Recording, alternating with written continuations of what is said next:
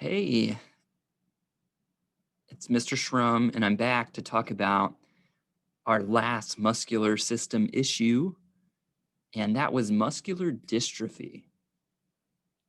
Muscular dystrophy is a genetic disease of the muscular system, and it causes the muscles to get weaker and weaker.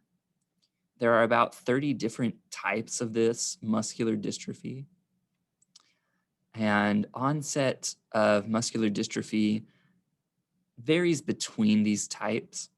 Some children may begin showing signs of muscular dystrophy during their first few years of life, and others may not even have symptoms until they're adults.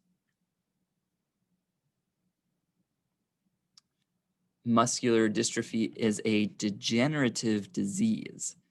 Degenerative means that this disease gradually gets worse over time, and the rate of the degeneration depends on the specific type of muscular dystrophy. So, what are some of the signs and symptoms? Well, muscle weakness, um, usually beginning in the pelvic region, the shoulders, or your back muscles. Myotonia, which means that muscles have a hard time relaxing after a contraction. So, if your muscles flex and then they don't relax after a long period of time and they just stay contracted, that is myotonia. Muscle atrophy or muscle atrophy, sorry, mispronounced that. That means the muscles are getting smaller and smaller with time. The opposite of that is hypertrophy, muscle hypertrophy. That's what you see like bodybuilders do. They're gaining more muscle. And if you're losing muscle, that's called atrophy. Problems breathing on your own and heart issues are also signs of muscular dystrophy. So, what are the risk factors? Uh, it's a genetic disease, and the cause of dystrophy is incorrect or genetic data that is actually missing what is needed to build and maintain strong, healthy muscles. Some types of muscular dystrophy actually affects boys more than girls. However, others affect boys and girls equally. So the risk factors are at the very tiny level within your DNA, your genetics.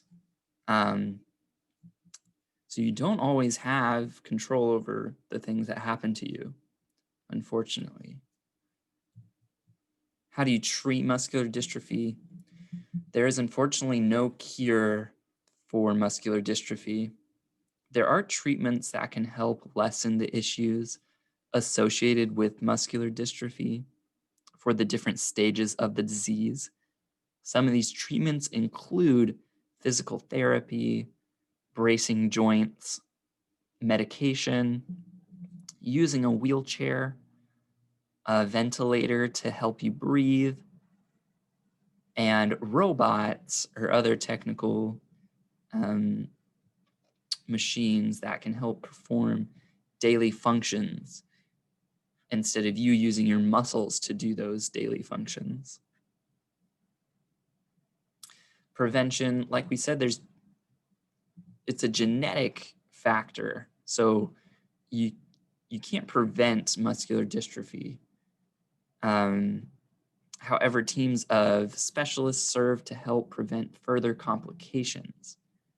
And these medical specialists could include neurologists, orthopedists, pulmonologists.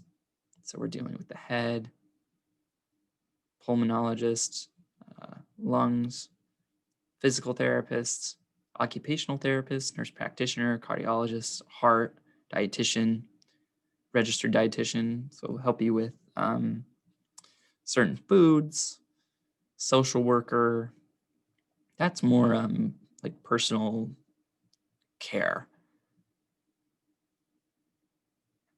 Orthopedist, that's like bones.